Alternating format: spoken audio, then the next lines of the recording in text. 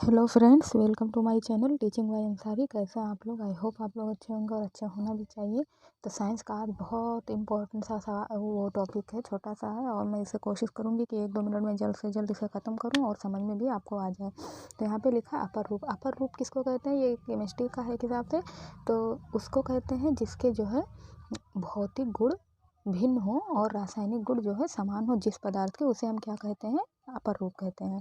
जैसे कि physical property जो है उसकी भिन्न हो और रासायनिक केमिकल प्रॉपर्टी उसकी समान हो, सेम हो, उसे हम क्या कहेंगे? अपर रूप कहते हैं।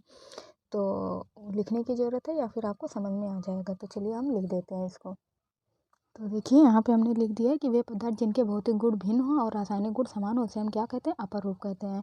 तो इस तरह से कार्बन के जो अपर रूप होते हैं वो कितने प्रकार के होते हैं? 2 टाइप के होते हैं। एक क्या होता है? क्रिस्टलीय, और एक क्या होता है? अक्रिस्टलीय। तो देखिए हमने यहाँ पे लिख दिया है कि जो कार्बन के अपर रूप होते हैं वो तो आपको समझ में आ गया होगा। कार्बन के अपर रूप कितने तरह के होते हैं? 2 तरह के होते हैं, एक क्रिस्टलीय और एक अक्रिस्टलीय होता है। तो जो क्रिस्टलीय होता है उसको हम क्या कहते हैं? हीरा, ग्रेफाइट मोस्टली आते हैं इसमें। और अक्रिस्टलीय जिसकी कोई संरचना न बन पाए उसे हम क्या कहते हैं? जैसे लकड़ी हो गया, कोयला, लकड़ी का कोयला, काजल, हड्डी का कोयला, जो मतलब जिसका कोई संरचना ना हो उसे हम अक्रिस्टलीय कह सकते हैं। तो इस तरह से आई होप आपको ये सवाल बहुत अच्छे से, ये टॉपिक समझ में आ गया होगा। अगर आप लोग को अच्छा लगे तो लाइक सब्सक्राइब करें, बेल आइकन को प्रेस करें, ऐसे ही सपोर्ट करते रहें। Thank you for watching.